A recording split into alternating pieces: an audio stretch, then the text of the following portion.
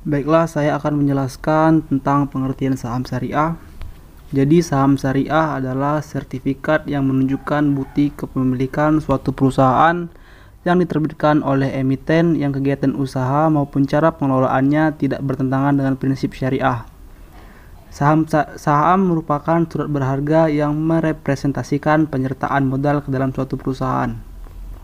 Sementara dalam prinsip syariah, penyertaan modal dilakukan pada perusahaan-perusahaan yang tidak melanggar prinsip syariah, seperti perjudian, riba, serta memproduksi barang yang diharamkan.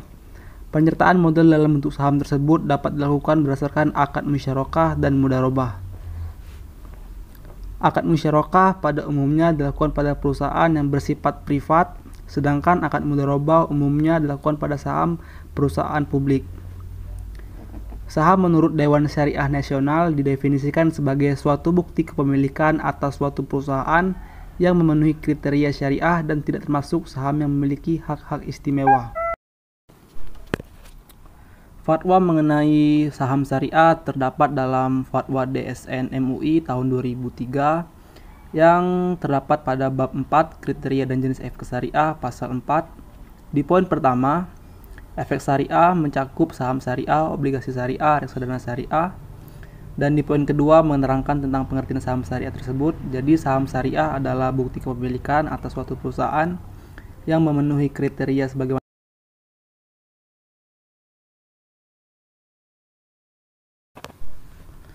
mengenai transaksi saham syariah. Jadi menurut Al-Habsyi, pasar modal syariah dalam konteks saham syariah pada dasarnya tidak boleh mengandung transaksi ribawi, transaksi goror, dan juga tidak boleh bergerak pada sektor yang diharamkan oleh syariah. Pasar modal ini seharusnya bebas dari transaksi yang tidak beretika seperti manipulasi pasar, insider trading, dan short selling. Nah, insider trading tersebut merupakan jenis transaksi yang memanfaatkan informasi orang dalam untuk memperoleh keuntungan atas transaksi yang dilarang. Dan short selling itu merupakan penjualan saham yang belum dimiliki dan membelinya belakangan.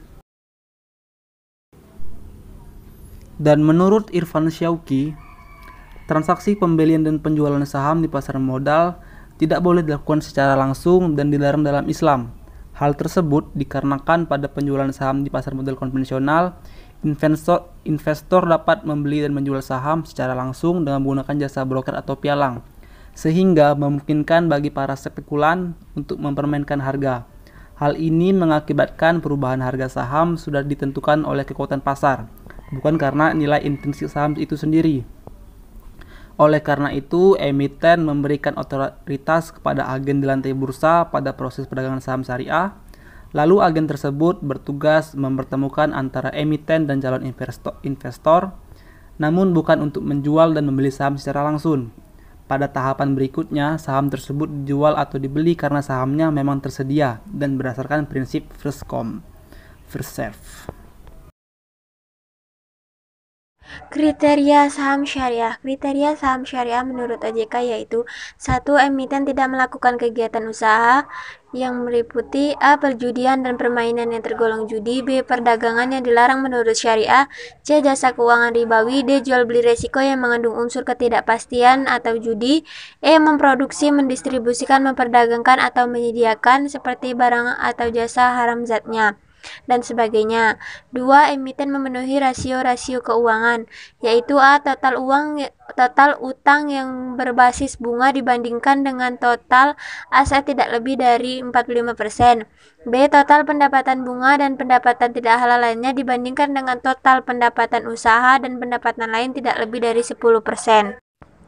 Saham syariah sebagai investor keuangan berdasarkan prinsip syariah. Lembaga keuangan yang cukup strategis dalam lintas sistem keuangan adalah pasar modal syariah yang menawarkan berbagai instrumen investasi yang berdasarkan syariah untuk memenuhi para pelaku ekonomi yang ingin berinvestasi dengan menggunakan prinsip-prinsip syariah. Berdasarkan Fatwa DSN MUI, hukum berinvestasi saham adalah halal bila berasal dari perusahaan yang kegiatan usahanya bergerak di bidang yang halal dan investor membeli saham untuk investasi bukan spekulasi. Akad yang digunakan adalah bai al-musawamah atau jual beli melalui lelang berkelanjutan. Dalam bermuamalah, jual beli halal dan diperbolehkan.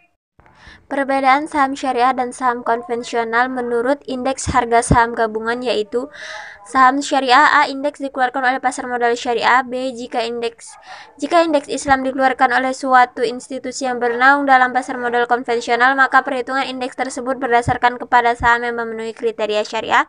C seluruh saham yang tercatat dalam bursa sesuai halal. D tidak mengandung transaksi ribawi, gharar, spekulatif, dan judi. E. Saham perusahaan tidak bergerak pada bidang yang diharamkan. F. Transaksi penjualan dan pembelian saham tidak boleh dilakukan secara langsung untuk menghindari manipulasi harga. G. Saham yang diperdagangkan datang dari emiten. Tidak ada transaksi yang berbasis bunga, transaksi yang meragukan. Saham harus dari perusahaan yang halal aktivitas bisnisnya dan lain sebagainya. Sedangkan saham konvensional adalah A. Indeks dikeluarkan oleh pasar modal konvensional. B. Indeks konvensional memasukkan semua saham yang terdaftar dalam bursa saham. C. Seluruh saham yang tercatat dalam bursa mengabaikan aspek halal haram. D. Menggunakan konsep bunga yang mengandung riba serta transaksi yang tidak jelas, spekulatif, manipulatif, dan judi. E. Saham perusahaan bergerak dalam semua bidang baik haram maupun halal. F. Transaksi penjualan dan pembelian dilakukan secara langsung dengan menggunakan jasa broker sehingga memungkinkan para spekulan untuk memainkan harga. G. Saham yang diperdagangkan datang dari semua emiten tanpa mengindahkan halal haram. Keuntungan dan kelemahan saham syariah. Keuntungannya yaitu 1. Terhindar dari riba. 2. Mengedepankan prinsip halal. 3. Minim resiko dan bebas penipuan. 4. Mengedepankan kegiatan sosial. 5. Ada kejelasan. 6. Tidak ada praktek gharar dan mesyir. 7. Manajemen islami. 8. Ada aturan perundang-undangan. Dan kelemahan saham syariah yaitu 1. Resiko kehilangan modal.